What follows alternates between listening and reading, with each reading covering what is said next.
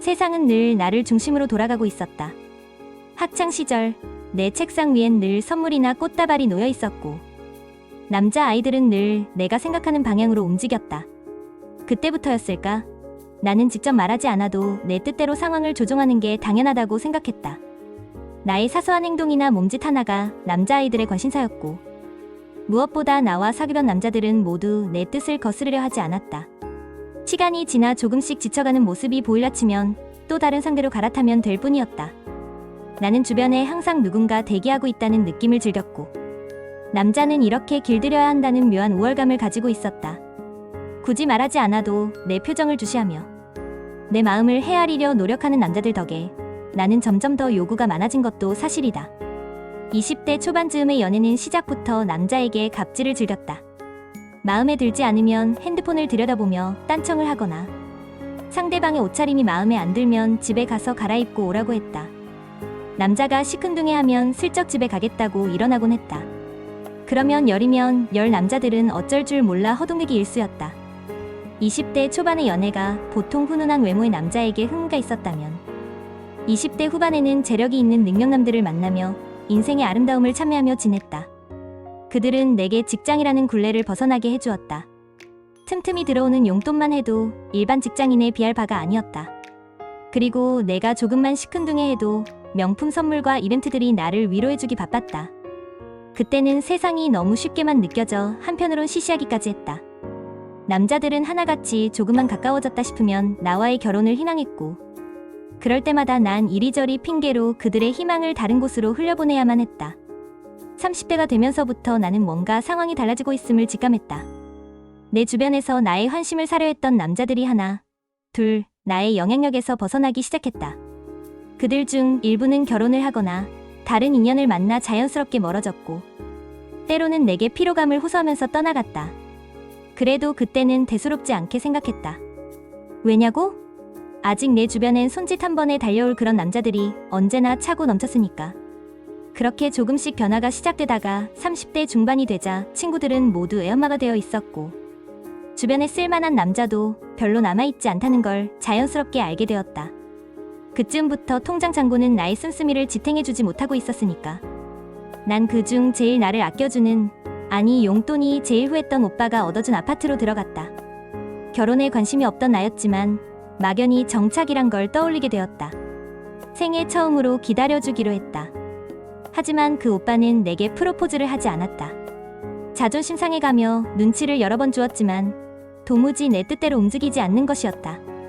결국 나는 이 눈치 없는 남자를 위해 내가 생각하는 결혼 생활을 말했다. 오빠, 우리 결혼하면 아이는 몇이나 가질까? 한 달 용돈은 얼마 정도 줄 거야? 해외여행은 1년에 몇 번 갈까? 한참 멍하니 듣던 그 오빠가 의외라는 듯 물어왔다. 뭐야? 너도 결혼에 관심 있었어? 난 네가 싱글 라이프를 즐기는 줄 알았는데 누구 결혼할 사람이라도 생긴 거야? 뭐야? 당연히 오빠랑 해주려고 하는 거지. 너무 감격해서 사리분간이 안 되나 봐? 그 남자는 한참을 멍하니 바라보다 말했다. 나 유부남이야. 뭐라고? 난 유부남이라고 애까지 있는. 몰랐어? 뭐야? 그럼 난 첩이야? 왜 그래? 쿨하지 못하게. 너도 내 조건만 보고 만났잖아. 네가 그러니까 내가 꼭 속인 것 같잖아. 야! 이 나쁜 새끼야. 당장 여기서 나가! 너 착각하나 본데? 여긴 내 집이야.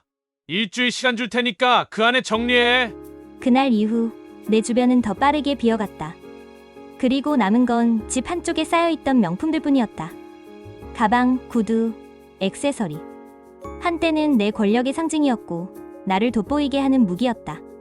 하지만 이제 그것들은 하나둘 중고 매장으로 향했다. 계산대 앞에서 나는 차갑게 말을 건넸다. 얼마 줄 수 있어요? 점원은 태블릿에 뭔가를 두드리며 대답했다. 이 모델은 오래돼서 감가가 큽니다. 이 가격이 최선이에요. 나는 씁쓸하게 웃으며 고개를 끄덕였다. 그래요. 어쩔 수 없죠. 팔게요. 그 가방은 원래 내게 다이아몬드 반지보다 더 큰 자신감을 주던 것이었다. 이제는 월세와 생활비 몇 달치로 환산되는 종이 쪽지로 돌아올 뿐이다. 진열장 선반이 점점 비어간다. 예전엔 신상품으로만 채워졌던 공간이 이제는 버티기 위한 거래의 흔적으로 허물어지고 있었다. 나는 마지막 희망처럼 결혼정보회사의 문을 열었다. 그래, 아직 늦지 않았어. 나 정도면 충분히 괜찮은 상대가 있겠지. 상담사는 내 신상카드를 훑어보더니 차갑게 말했다. 회원님, 솔직히 말씀드릴게요. 생물학적 나이는 이미 고개를 꺾으셨어요. 직업도 없고 학력 조건도 특별히 메리트가 있다고 보긴 어렵고요. 외모는 여전히 괜찮으신 편이지만 회원님이 원하시는 그런 상대는 솔직히 어려우실 겁니다. 상담사의 말에 기가 막혀 나는 말했다. 전 동안이고 그동안 관리를 열심히 해서 나이는 내게 숫자에 불과하다고요. 그건 회원님의 생각이시고요. 순간 숨이 턱 막혔다. 나는 여전히 예쁘고 여전히 누군가의 부러움이 될 수 있다고 믿었는데 여기선 숫자와 표로 내 가치를 평가해버렸다. 그래도 걱정 마세요. 양보만 조금 하시면 충분히 연결해 드릴 수 있습니다. 연령대는 회원님보다 10살까지 위로 열어두시고요. 경제력은 조금 떨어지더라도 현실적인 선택을 하시면 기회는 있으시죠? 양보? 내가 어디까지 양보해야 한다는 걸까? 내가 당연히 하던 조건들을 하나씩 내려놓아야 한다는 의미일까? 아니, 해외여행, 넉넉한 생활비, 그런 것들은 이제 사치라는 거야? 상담사의 목소리가 메아리처럼 반복되었다. 회원님, 기준을 조금만 낮추시면 됩니다. 그래야 매칭이 될 수 있어요. 나는 애써 미소를 짓고 있었지만 속에서는 울분이 치밀었다. 내가 왜 눈을 낮춰야 하지? 난 여전히 괜찮은 여잔데. 그럼에도 불구하고 마음 한구석이 흔들리고 있었다. 어쩌면 진짜로 이제는 내가 현실에 맞춰야 하는 걸까? 상담실을 나온 뒤 나는 카페 창가에 앉아 라떼를 홀짝였다. 거리에선 젊은 커플들이 웃으며 지나가고 아기 손을 잡은 부부가 눈에 들어왔다. 나는 손에 남은 명품 지갑을 가만히 바라보다 쓸쓸하게 웃었다. 그래도 뭐라도 지켜야지. 다 버릴 수는 없잖아. 내 드레스룸은 여전히 비어가고 명품은 생활비로 바뀌어 사라지고 있지만 내 마지막 자존심 하나만큼은 아직 남아있었다. 나는 믿고 있다. 언젠가, 정말 언젠가 내 가치를 알아봐 줄 그런 사람이 나타날 거라고. 난 오늘도 또 다른 가방 하나를 들고 집을 나섰다. 이거면 이번 달은 버틸 수 있겠지. 이번 영상도 시청해 주셔서 감사합니다. 구독 부탁드립니다.